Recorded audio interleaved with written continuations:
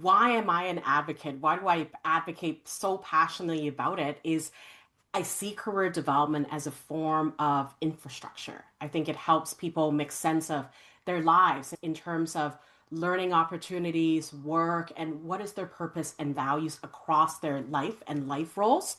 And when we, as career development practitioners, help establish that strong infrastructure, people are better able to navigate change because they've got that foundation. They know their strengths, they know what their skills are, and they know what skills are missing that they need to develop. And so, at an individual level, they become more self aware.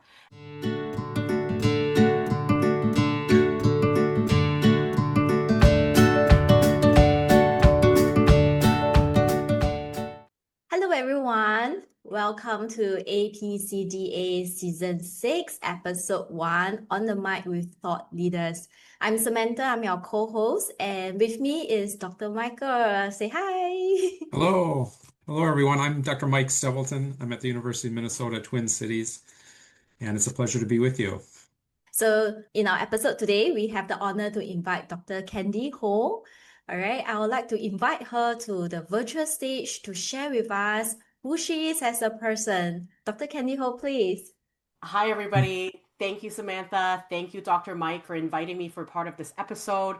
There's a lot of who I am as a person, and I imagine people that are listening, career development professionals, that were multifaceted too. So, on a professional capacity, I'm currently the Chancellor's Chair at Kwantlen Polytechnic University. What that means is I am a faculty member who teach career development courses, and I'm very lucky to have received an award related to my research on connecting learning, career development, and the United Nations Sustainable Development Goals. And I look forward to telling you a little bit more about the project later on. I am also an author of a career development textbook and two other books that I'll tell you more about later on when we talk about future projects that I'm already really excited about. And I'm currently the past chair of SERIC, and SERIC is one of Canada's not-for-profit organization on career development. So we put on an annual conference called the Connexus. It's one of the world's largest career development conference that is both in person and hybrid. And off the non-career development stuff, I am a mother, I'm a spouse, I am a caregiver, and most recently, one of my new hobbies is I keep mason bees. Wow, that is Lots of power hobbies. Yeah. pack. My goodness. Thank you so much for your introduction. I mean, from your narrative, I can see how you actually view even your own life as a constellation of many life roles, head and head. So that is really good. hmm Mm. I'm really pleased to learn about the life role theory very early on in my career towards career development. And now I pinch myself as I feel I get to go around the world and work with career development professionals and organizations to talk about not only theories, but what are some of the best practices that are grounded in context? What do people need in the contemporary world we have these days? So, yeah, I wouldn't change a thing for the world. I appreciated your introduction, Candy. And of course, we've met before in past different venues. And when I hear your many roles, both paid and unpaid, I think about our colleague Tristram Hooley, who defines career as how we spend our time. And clearly, between bees and authoring books and presentations and your service work, you're spending your time very wisely and your schedule is full. I know that as well. So thank you.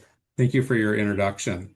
I was thinking back to the first time we met, and correct me if I'm wrong here, but I think it was the summer of 2018 at a National Career Development Association conference in Phoenix, Arizona. Does that sound right to you, Was it approximately? 2018? I thought it was 2016 because I was smirking when you're like, "Yeah, we know each other." I'm like, "I think we know each other Yeah. almost a decade, Mike." Yeah, Okay, it was somewhere, definitely it the was Phoenix conference. pre-pandemic, but I think it might have been 18 because you were finishing up your dissertation at the time. And I remember going to one of your sessions, and it was about, you're talking about this idea of being a career influencer. And that was the first time that exact term had been introduced to me. And I remember having some engaging conversations that we've now continued 7+ years or 9+ years. And I wondered if you could tell our listeners a little bit about, first of all, maybe what the career influencer concept includes, but maybe even more importantly is how were you attracted to this concept and why did you decide to center your dissertation work on this concept specifically?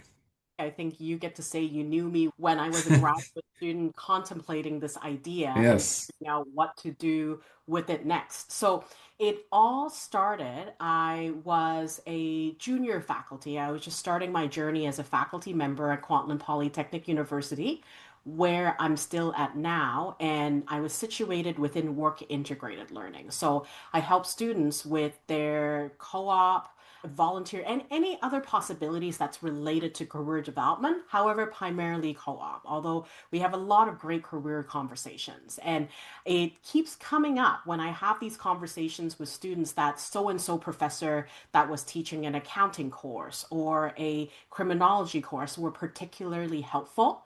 And so I made a point to go to these professors and say, did you know that your students rave about you and how you help them with your career journey and development? And to my surprise, these people, even though they're doing the work, they didn't understand or they didn't realize that they have an influence on students' career development. And then they tell me humbly, I feel like I'm just doing my job. That's part of my job is to facilitate connections with students. And the more I look into it, the more I see them as a very special breed of human beings because I don't believe everybody does that. And so it led me to pursue my doctoral research on understanding what are the motivations of these individuals and wouldn't it be cool if we can cultivate a university or a post-secondary higher education environment where everybody in the institution that works for the institutions believe that helping students with their career development is part of what they do in their day-to-day work. And as I recall, a career influencer can be almost anyone, right, on a campus or even a non-academic setting that interacts with students or clients. And I know oftentimes you say that if we define career broadly, any conversation has the potential to be a career conversation. I love that quote. I say that often, Candy, and I always give you credit just to be sure. But I love that because I think it illustrates the impact that like faculty members, advisors, career counselors can have on students. And as you said, they might not even know that they're already doing this important work. Can you tease that out a little bit more? I love that you brought us back to every conversation can be a career conversation because going back to what Tristram said, if career is defined as how we spend our time, then we've just expanded the idea that career can is anything that we do that's related. So it's not just about work. It's not just about paid job. It can be both paid and unpaid. And going back to your point, yes, I started with better understanding faculty members, and then I've got students who pointed me to people who run volunteer or peer support programs that also play a role as part of the students' career development, and also deans who write recommendation letters or who congratulate students who perform really well in their academic standing. And so it took me on quite a journey to interview these individuals on why and how have they found themselves in the role, their conceptions and beliefs on career development, because what you believe can also tell us about what are some of the things that you value and which also drives action as we learn. And I think the way that I approach my work now is when I go into consulting gig or even on a day-to-day basis work with my colleagues in at my institution is to help them see, did you know that you're part of students career development, and if not, let me help you understand the ways. Or they come back and tell me, I didn't know that I was doing this, but now you've helped me become more aware of it. So it turns from accidental to intentional. Yeah, I like that. And I think we've talked about this together and written, I've had the pleasure to co-author with you on a couple pieces where we've talked about some of the responsibilities of a career influencer. And there's some competencies. I think there are 7 of them. We won't go through all of them, but it's advising, it's guiding, it's advocating. And these are interactions and traits that we do as career development practitioners on a regular basis, but as you said, we might not articulate it in that same way. I like this idea. Some of our campuses, I know here in the United States, probably in Canada and elsewhere, are adopting what are called, sometimes they're called career influencer programs, but sometimes they're also called career champions. Is that similar idea? Is that you're championing or advocating by engaging with students? Yeah, you and I It- did a presentation at NCDA a couple years ago, a yeah. pre-conference PDI, Professional Development Institutes. And so in our environmental scan, there were career influencers, career champions, Yeah. career advocates, even. There is a lot of different terminology. And when you look at those programs a little bit deeper, they get at a very similar notion. And so it doesn't matter what we call it, as long as the students are benefiting from quality, well-grounded career advice from these individuals.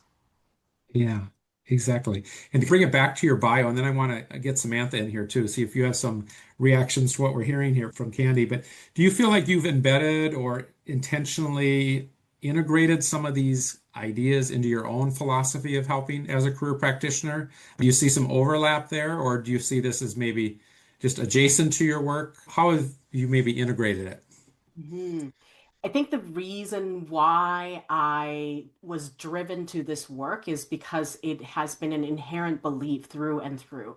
And I forgot to mention before I started working in the career development space, I have spent years working in higher education student affairs. In fact, that's how I came across some of your writings, Mike, Hmm. from things like student life. I worked in academic advising, I worked in residence, I worked in new student orientation program, and even assisted university advancement.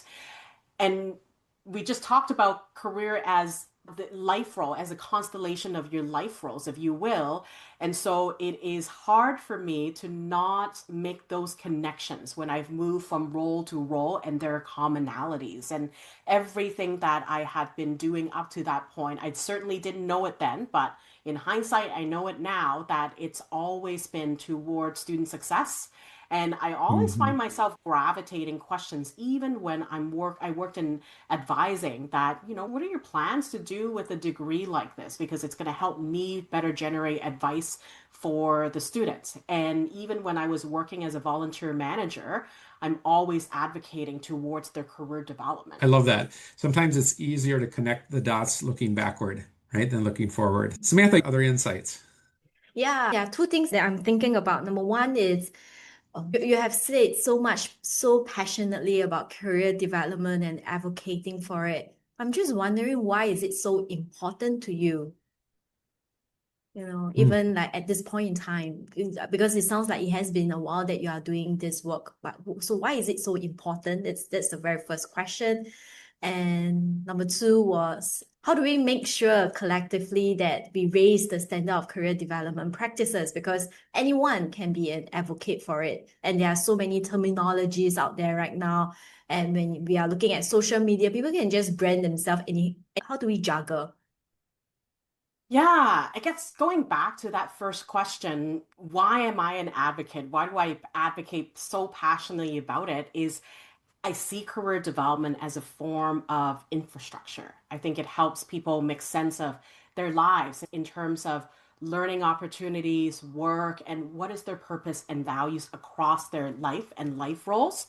And when we, as career development practitioners, help establish that strong infrastructure, people are better able to navigate change because they've got that foundation. They know their strengths, they know what their skills are, and they know what skills are missing that they need to develop.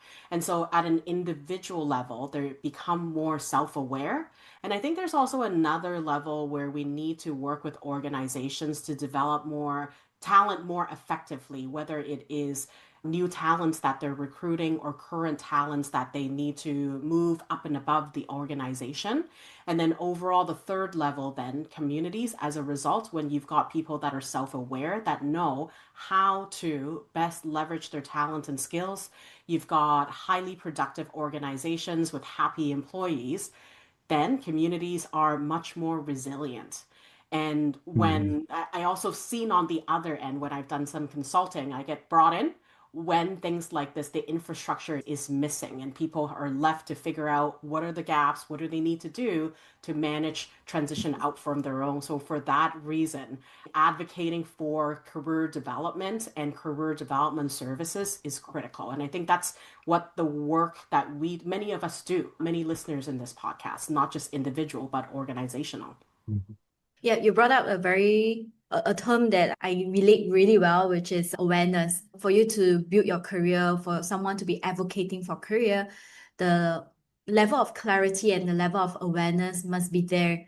And it all sum up that if someone is able to take charge of their own career, have that awareness to bring it forward, the world seems to be a better place to live in.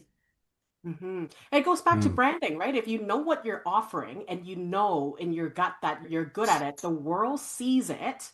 And Mhm.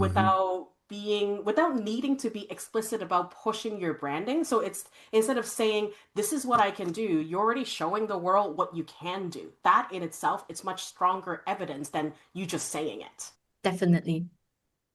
I like that, Candy, a lot. And I think that was a insightful question, Samantha, about this idea of how do we advocate for other clients? How do we advocate for our students, those of us in higher ed settings? And I think this idea of branding can be applied to the individual, but as Candy mentioned, there's an organizational perspective as well. And I think those that are involved in organizations are oftentimes more engaged, right? They have better attendance records, less absentee. They're more likely to go the extra mile if they're fully engaged in their work. And that, of course, benefits the individual, but in this case, more importantly, maybe it also benefits the organization. So I think that's important to mention. I want to pivot just slightly. I know some of our listeners might work with students and young people in particular, younger clients, maybe either in for-profit settings or nonprofit or governmental contexts. And I think there's a lot of pressure right now, and maybe I'll just speak from my own lens of working with young first-year university students. There's a lot of pressure coming into university to have it all figured out right at the beginning and to maybe do less exploration than young people were encouraged to do in the past. And I'm not sure if that's a good thing or more of a negative phenomenon that we're experiencing. So first, Candy, maybe you can comment on your own observations around this, working with young people. And then secondly, I know we've talked and written about this idea about career wandering. And I'm wondering if you could say a little bit about how that concept might relate to the concept. I think the expectation for young people to know what is it that they're supposed to be doing is problematic. And I've said it in many of the media channels that I get to be a part of, maybe some keynotes as well when I'm speaking with parents. It never stops. So I yeah, so maybe let me give you an example here. I had the opportunity to speak with my university's parent and family orientation a couple of times. And every time when I get to talk about careers in a gym full of a couple hundred parents and families that are eagerly looking for good career advice and tips and strategies to help with their student success, they are in the right place for the right reason. And I also asked them this question. I asked them, go back to when you were age 16. Think about what was it that you wanted to do? What was your aspiration when you were 16 as a teenager? And then I also asked them, what is it that they're doing now? Then I get them to raise their hands. So, how many of you are doing the thing that you thought you were doing when you were 16? Probably a handful, two to three people raised their hands. So we've just effectively proved the point that people shouldn't have themselves has everything figured out because between 16 and turning into whatever age that they're in, that they're taking care of a university student, a lot of things can happen. And that's where some of our career development theories, such as happenstance and chaos theories, really shine. Because if only one or two people are sticking to quote unquote the plan, for those that are listening, I'm using air quotes here, then we are doing ourselves a disservice by expecting and telling people you need to have your life figure out. In fact, It's been my experience that people were always going to be exploring and wandering, whether we know it or not. Because if you engage in everyday life experience, you're going to learn something about yourself that's different, that's new, possibly every day. And if you choose to be attuned to that, then maybe it's a pivot. Maybe it's saying yes to a project. Maybe it is saying no to an opportunity that you know it's not a good match, but then opening up some other possibilities. So I'd like to think of this, and I like to use the choose your own adventure analogy, because have a choice means that it's really important for you to think about how this might impact what you do. And I ask people that I work with, what are you hoping to learn from this experience and this possibility about yourself, about your possibilities, about how you want to contribute to the world? And it goes back to the idea of career wandering. It came from a Lord of the Rings quote. So, not all those who wander are lost. It was inspired by when I was doing a keynote in New Zealand. I took a tour of the Lord of the Rings set and saw the quote, and I was just like, Mike, we got to write an article about this because we don't talk I about it remember. enough. And I'm still getting people that are really interested and ask me for a copy of the article. And I hope it speaks to the spirit that we're always wandering is not a bad thing, that Mhm. we automatically do it without knowing it. And it just doesn't get the reputation, doesn't get the credit it deserves to help us navigate our lives. Yeah. Thank you. And maybe we'll have an opportunity to put that in the show notes. That was a piece that you led and we co-authored together, and it was in the Journal of College and Character. I think that was about a year or so ago. And I also get requests around that. So I think we maybe struck a nerve there. And I like this idea of possibly shifting kind of the lens, if you will, around indecision, right? So a lot of, I think, young people, maybe even some parents feel like indecision should be avoided. And I've oftentimes talked to my students, it sounds like maybe you and maybe even Samantha has done this, is seeing the merits of indecision. So praising indecisiveness as long as you're moving and exploring different options. And you mentioned the theory of planned happenstance by the late John Crumbolts, who was a professor at Stanford University. He would oftentimes talk about the wisdom of indecision. And he would say, don't talk about being undecided. Instead, see yourself as open-minded. And Mm. he would go on to say, that's the only acceptable place to be. So he would extol the virtues of indecision. And it's not being frozen in place or not being active. In fact, it's quite the opposite. But you're taking in information, you're exploring different pathways, and then eventually you come to a decision. So I love that idea and how you tied it to this idea of career wandering. Samantha, Absolutely. any other thoughts on that idea or other insights that you want to share? I was just sitting in and listening to both of you, and I'm just reflecting on what is happening in Singapore context as well. It's like these students, when they enter university, I think like the year ones, when they come to me, they're so anxious. They are like, what should I do for my 4 years? When should I do internship? How many internships should I be doing? So they are really trying to get a better job prospects. It can be really competitive. Yeah. So when that term career wandering or even like integrating joy into your experience here is something that I advocate to my students as well. So my advice to them would be like, can you just have fun for your first semester? Get to know the people around you, Yeah. get to know the school. But I can also understand the anxiety that comes with it. So I'm also just thinking out loud, which maybe both of y'all can help me, is how can career practitioners help the student or help the clients to sit with their anxiety sometimes or the uncertain, the discomfort. Yeah, that I have to make sure that my ends meet for professionals or for students. I need to plan my career, I need to plan my curriculum versus how can I sit with the discomfort of being unknown, still exploring and find joy in the process. Yeah. What do both of y'all think? I think Go we ahead, need to Candy. Yeah. normalize the idea of sitting with discomfort. I don't think it's necessarily a bad thing. And I think it's part of being what a university or college student is all about. And I too have been that student myself where I feel like, oh, I got my first course calendar up, so I need to plan for this semester and the next 3 semesters. And then slowly, as I moved to second and third year, I realized I was over planning because things change all the time. And so the part, if I think question that discomfort is also really important. So what gives you unease about not knowing for the future, and what are some of the things that you need to know or you can know right now?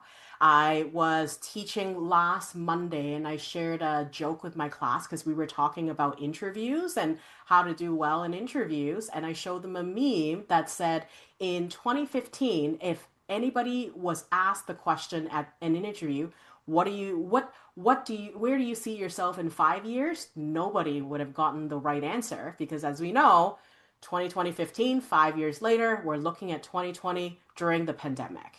And so the pandemic is a really excellent example of how things can change really quickly. And despite having good laid plans, things can change and you're going to have to, the word that's overused is pivot and move forward and be flexible. And yes, it brings you discomfort. And if it's any consolation, I think a much more healthy idea is think about the next right step forward, take it, then go to the next one, then keep going.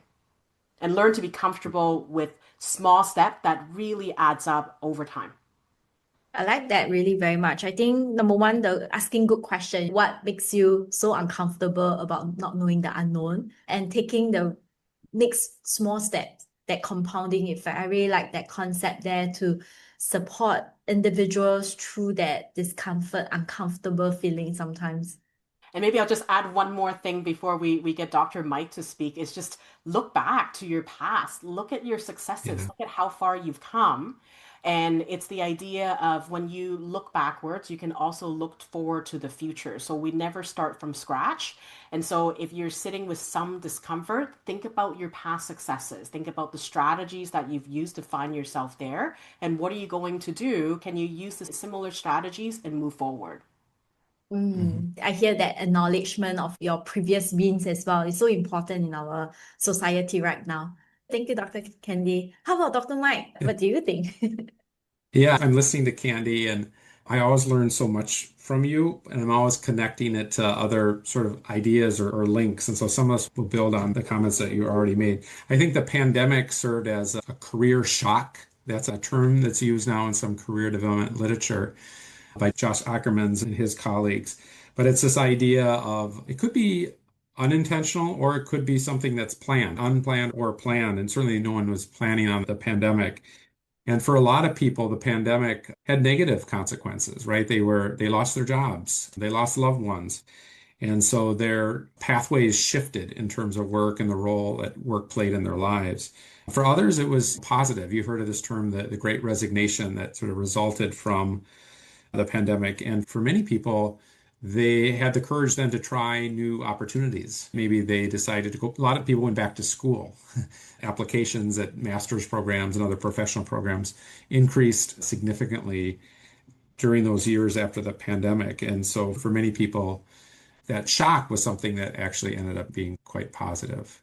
On a side note, the organizational psychologist Anthony Koltz, who came up with that term Great Resignation, has a new book out coming, I think, later this month in March, and it's called JOLT. I forget the full title, but it takes this idea of a career shock and looks at it from this perspective, both positive and negative. I'm not Anthony's agent, so I'm not getting any royalties or anything here, but I just thought I would share that. I was listening to another podcast earlier, and he was a guest. But it takes that idea of how we can't always plan our careers, and that's why being somewhat undecided can be viewed as positive.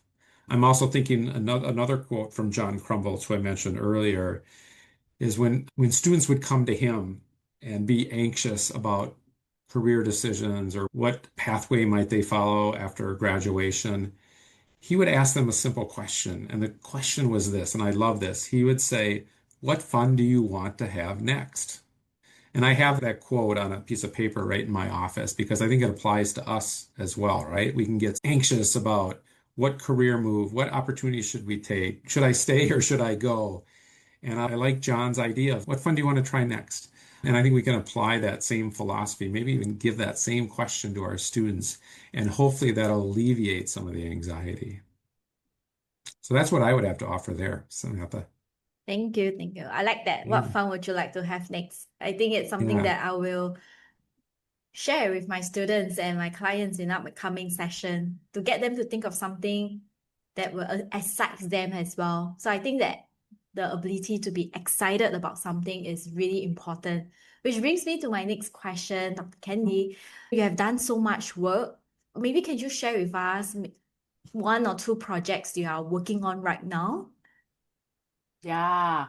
As the Chancellor's Chair, I have received a 3-year award at my university where I get to go back to K to 12 educators and work with them to implement incorporate the United Nations Sustainable Development Goals in their curriculum and then research and learn about their experience. So we're in year 2 of the experience and it's been phenomenal. The fun that I'm having right now is working with some very driven and inspiring K to 12 educators, from a kindergarten teacher who wanted to teach her students about kindness to a career development educator, career head of their career department, teaching high school kids about decent work. Not only that, bringing those kids back to elementary school where they can teach primary or elementary school students about decent work. So that's one really exciting thing that I get to work on. The other thing that I'm just about to wrap up a book with Dr. Karen Chris from the UK, where we were co-editors and we invited authors from all over the world to tell us about transformative and transferable green skills using the UNICEF framework, and how do they see it fall into the project drawdown and the various themes from carbon emission, advocacy in policy to long-term thinking. And then one more book that I'm currently writing with some really brilliant people, Lisa Taylor and Taryn Blanchard from the Challenge Factory. We're looking at how higher education leaders need career development to be exceptional leaders, to thrive in complicated times that we're in. Okay, that's so fun. That is the fun that you're embarking on right now. Can you elaborate a little bit more on the sustainability goals that the work that you are doing right now? Because you gave a very brief summary. I'm very intrigued by it that you are teaching the teachers, and the teachers are going to use that to teach the younger generation. Yeah, and so the United Nations in 2015 has identified 17 interconnected sustainable development goals, ranging from things like zero hunger, no poverty, quality education, of course, decent work and economic growth, and peace, justice, and strong institutions. I can't name all 17, but I can name most of them here. And as you can imagine, these goals are very broad. What does clean water and sanitation mean to me in Canada might mean very differently to Mike in the US and to you, Samantha, in Singapore. So, what we've done is we've given the framework, we've taught the framework to educators. In fact, many of them know about the framework already before we started to work with them. And we gave them an opportunity to identify the goals that they think their class should be working on. And then because they are the expertise of their curriculum, so they design lesson or unit plans that allude to the SDGs, and they implement it. And when they come back and tell us all about it, we research and learn more about their experience and any advice that they have and implications it has on our school system and what teachers like them can do when it comes to advancing the sustainable development goals. Yeah, thank you. And I know that you've done some intentional integration of the sustainability goals into your curriculum with the class that you teach. And I know that you recently authored a paper in the journal. This is a mouthful, but I'll try and get it right here. The Journal of the National Institute for Career Education and Counseling. Sounds very academic, Candy, like a good journal should. But you talked a little bit about asking students to embed some of these opportunities and goals in the classroom. And I think you were really trying to look at experiential education. So I'm wondering if you could talk about one or two of these assignments and then what you think students came away from that project. What did they learn? hmm Yeah, the National Institute for Career Education and Counseling is a phenomenal organization, and I had the privilege to be one of their conference keynote speakers a couple years ago. And a big thank you to Tristram Hooley, who was shepherding my article and certainly the journal and giving me some really valuable writing guidance and tips as well. And in the keynote and the article, which came later, I get to talk about the course that I'm teaching. So at KPU, Kwantlen Polytechnic University, I'm teaching a career capstone course where students in their final years, they come from all walks of life, all kinds of disciplines, from arts, business, science, design, you name it, and they come in their final years to talk about what is it that their plans are after graduation. So it's like I said before, choose your own adventure where you can tell me, as students can tell me, I want to go into graduate school. I want to apply for this job after graduation, or I want to start my own business. So whatever their goals are, it's an incubator where they get to work on applications, business plans, conduct information interviews related to what they want to do. And so tons and tons of experiential activities, as you said, Mike. And what I've done in recent years is I've infused the SDGs into this work. So for instance, when I get them to talk about them, practice doing interviews or elevator pitches if they're starting their own business, I get them to think about how does it relate to a sustainable goal that they've identified for themselves that would be really useful. Essentially, I'm getting them to think about what problems in the world do they think that they're solving by offering their skills and talent as a solution. And so we start off within their very first class, getting them to learn about the SDGs, and then it stays with them because every class, somehow, we always come back to how do you want to serve the world, even towards the final assignment where they conduct three information interviews and reflect about it. One of the key questions is what did you learn as a result of that? That's connecting to the SDGs. So it's not just about what they want to do after graduation. It is how do they want to serve the world? So for me, that second question is a lot broader. And employers are paying more attention about not just who the candidate is on the table or at the interview table, but what are they going to do to help advance maybe the organizational mission and values and things like that. Yeah, thank you. And I think that article, you did a really thoughtful job of integrating the theory with the practice and the application, and you provide such, I think, engaging examples of how students learn through these different activities. And I appreciate that question of how do you want to serve the world? And it reminds me of some of our colleagues' work. JP Michaud talks about the challenge mindset, right? And so it's this idea of, I think, at least in the past and current as well, there's a big focus on the job title. What will I be doing? And JP asks us to pivot a little bit and gets at this idea of service. What might be the larger problem or challenge that you want to contribute to? And it's not like you're going to come up with a cure for cancer necessarily. I think sometimes students can get overwhelmed when you say, what world's challenges do you want to tackle? But you might have some small piece of that, right? Your effort or your efforts might go to solving that challenge or at least trying to manage it. Thank you. It goes Indeed. back to the idea of adding up, right? The small actions Adding really up. play and it adds up. Mm. That is very thoughtful. Because I was just thinking that I have never really thought of bringing that idea to students because it can sound like a big idea, like what Dr. Mike mentioned. Yeah, But yeah. then again, giving them that overview, that brief, overarching dimension, it can probably help them to think bigger and then reverse engineer backwards. So I thought that was a very thoughtful question. Thank you, Dr. Candy. And Mm. I also have a question for you is, it looks like we are living in a world increasingly shaped by artificial intelligence. There's a lot of disruption. How do you see career service provider evolving?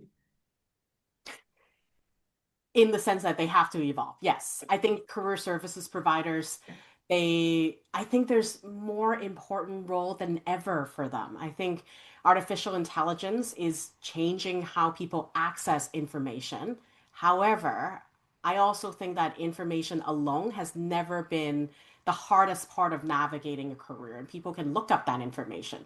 But the differentiation that career services provider can make is interpreting, skillfully and thoughtfully interpreting that information that people get, ensuring that, oh, this information is credible because it's grounded in this research versus, oh, this is something I found on Instagram, for instance. And I think people are trying to just understand what are the changes in technology, skills, what does it mean for me if I work in a certain industry, how would it impact my livelihood? And I think the work that career services providers and professionals do, we help people make sense of that complexity because people are overwhelmed with so much information. And I think yes, there is a place for AI. I don't think it's going away. It's going to handle some of the more transactional parts of career services. So maybe we are, if the client, if our students are comfortable, maybe they are leveraging artificial intelligence to see, okay, can I get some first level feedback on my application? And I have cautioned students against using AI to write their entire application. I actually did something like this in one of the classes that I teach, where one is people generated, people wrote the application, the other one is AI, and students can also tell which one it feels more superficial and which one feels more human. What is that like? And so I think with artificial intelligence, it's able to help us do some of the very entry level work, and it elevates the work that we do. And I don't think I can conclude what I'm saying without saying that there is also an environmental impact with AI as well, in which it's using tons of water to cool down the supercomputers that are running AI. So I think we need to be cognizant of that, in addition to the information that you're feeding, in that it becomes part of AI, its learning model. So security is also of a concern, and overall ethics. Yeah, I think that's really important and insightful to consider the environmental impact of AI. And I do think also, I was thinking, Candy, about what you said about how even some of the traditional processes that are involved in job seeking and job application might be going away in the future. I was looking at a LinkedIn post earlier today, and the title was something like The Death of the Resume, right? So this Mm. idea of resume and cover letters can be generated by AI. And if you read like you said, if you read a cover letter assisted by chat or another large language model, it's pretty evident, right? There's just no spirit. It's like it's void of any humanity. And you're right. I think employers, if they're reading the cover letters at all these days, they know right away that it's not a real student or job seeker writing that letter. So it'd be interesting to see how that will continue to shift, right, in the role of technology on job application and just the employment process. So there's been a lot written recently about concerns around the future of work. And as Samantha mentioned, AI is just one of those trends. But I know I saw some recent reports, job reports, that said that the number of jobs has decreased here in the States, probably elsewhere. Unemployment, especially amongst new recent graduates, college graduates, is up. So there's a lot of concern around our graduating seniors about the type of work that they might do. To put all that negativity aside for a minute, Samantha and I were wondering what is bringing you hope and joy? And it could be related to your paid work roles, it could be related to non-paid roles. What are you optimistic about given where we're at in this world today? Think young people, students that are in my class, that shows a lot of curiosity and promise at the same time. They are engaged, they find the fact that they are finding hope, that they're motivated and inspired when we have 3 hours of class together and time flies by. It's hard to Hmm. describe, but it's the good chemistry and the good relations that we have as a class that brings me joy and hope for the future, because I think about, wow, these are the young people that's going to run the world one day, and providing that we help them discover who they are and find the skills and opportunities that they need. I think the world is in a really good position. So that is what brings me joy in the age of doom scrolling and the darkness that sometimes we feel these days. And I mentioned earlier that I am a mason beekeeper. So I'm not a honey beekeeper. And the difference is honey beekeepers are extremely dedicated. They spend a lot of hours raising their bees and collecting honey. As a mason beekeeper, I live in a small apartment and I can raise these bees in my balcony because they're solitary bees. They're in their own individual apartments. And I last year when I started this hobby that's turning into something bigger, I bought 10 bee larvae to just a starter group. And I thought to myself, oh my gosh, nothing is happening. I see one or two bees in my balcony, but that really was it. So 6 months later, when it was time to break apart the apartment because they've laid their eggs, their larvae for the year, we broke it open from 10 turned 50. So that was a really big lesson for me to A, be patient, B, be hopeful, and C, I think I've realized that sometimes the efforts that we make, we don't get immediate benefits and results, and that's okay. But over time, should your heart and intention be in the right place? I think the universe has a way to show you that you're doing the right thing. So in a couple weeks from now, we're gonna take out the 50 larvae and put them in their apartments again and grow the bee community. That is a I love very that. interesting hobby that you Yeah. have. I can't Yeah, imagine raising bees and cultivating my own honey. That's very I did cool. not think that was me last year. There you go. Happenstance. Yeah. I have to ask, and I'm sure Samantha's thinking this too. Have you been stung by one of your bees, your roommates there at your own apartment? No, they are actually very friendly. Okay. They buzz when I'm in the balcony, and sometimes they do get close, but as long as they know, they get a sense that you're not here to attack, you don't mean no threats, they're okay. Okay. All right. That's good. That's a lot of lesson learned from cultivating your own honey with your own bees. I really still wrapping my head around it. And I really appreciate the part where you mentioned be patient, be hopeful, and be okay with delayed gratification.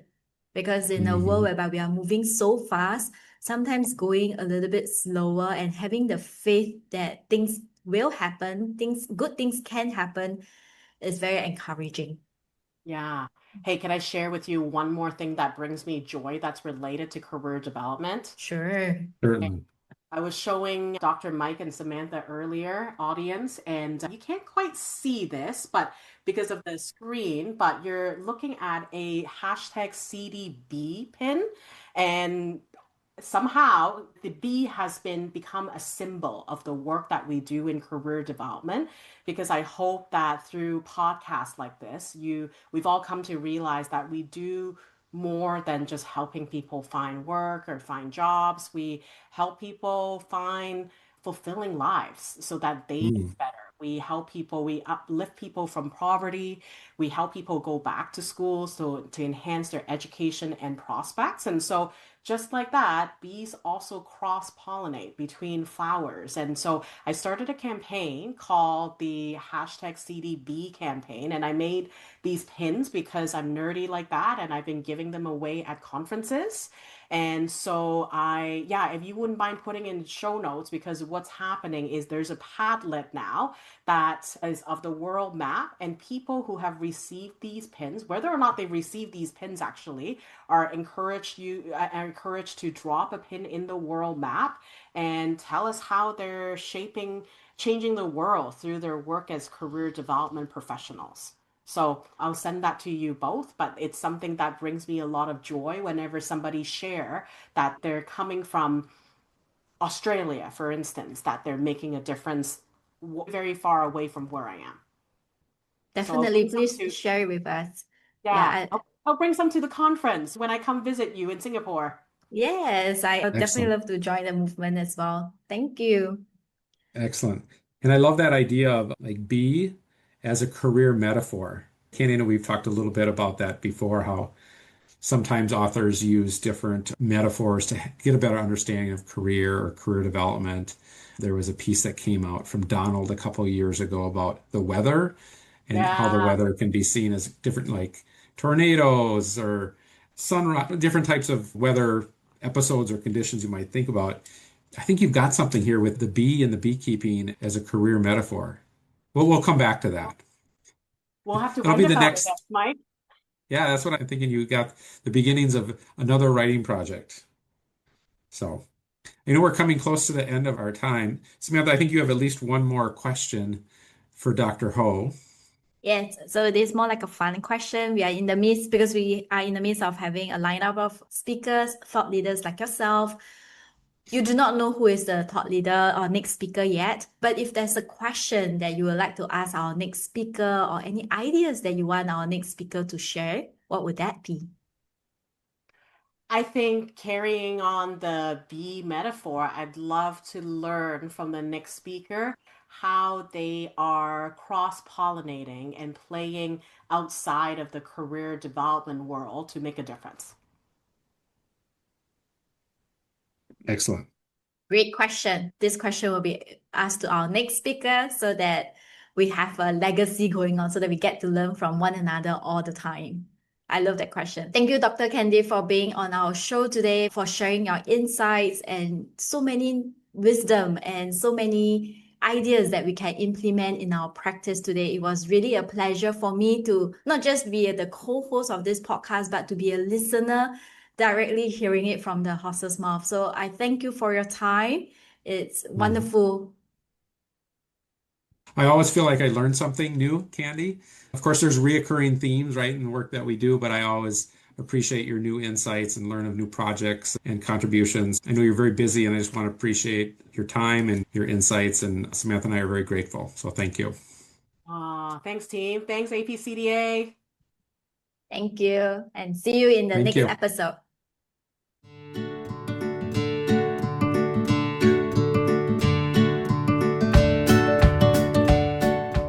It was such a joy hearing Dr. Candy from her sharing. I learned so much and I have so many ideas right now in my head that I'm going to implement some of them with the works of my students and my clients. So, Yeah. Dr. Michael, how about you? What was your takeaway from this episode?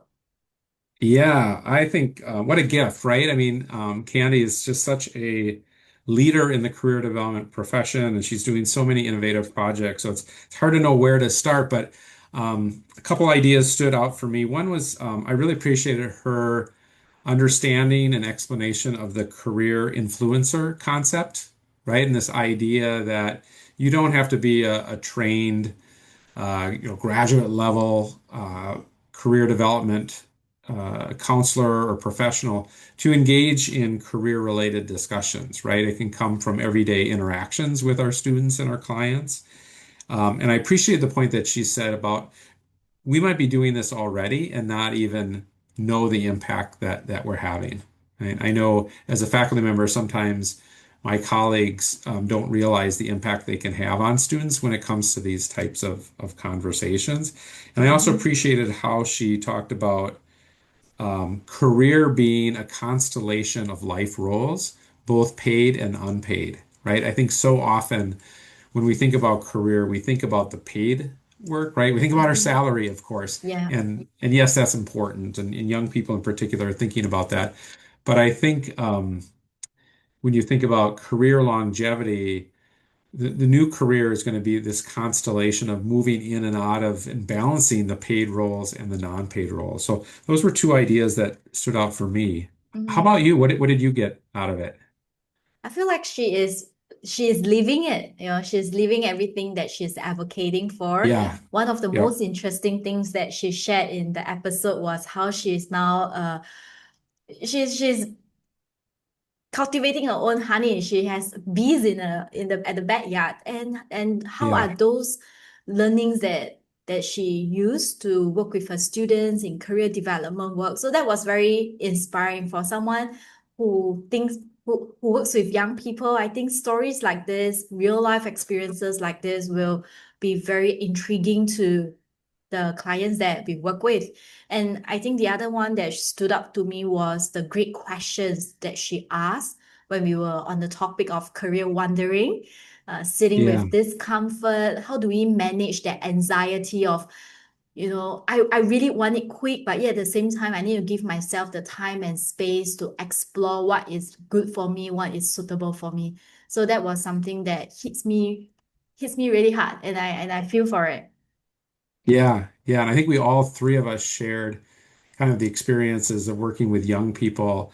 And you had alluded to the anxiety that they feel about choosing the right career or the perfect career. And we know that there's no such thing as a vocational soulmate, right? There's probably multiple soulmates out there that'll Mm-hmm. bring some degree of happiness. So I appreciated that concept as well. I also think that Candy makes some valuable contributions around the sustainability goals and some of her efforts and contributions around climate and global climate issues. And so, this project that she worked on, where she had students embed some of these sustainability goals, there are 17 of them, and I think students could pick and choose what they wanted to do. Mm-hmm. They didn't have to do all of them, Samantha. Yeah. I don't think. I think Candy has high expectations, but maybe not quite that high.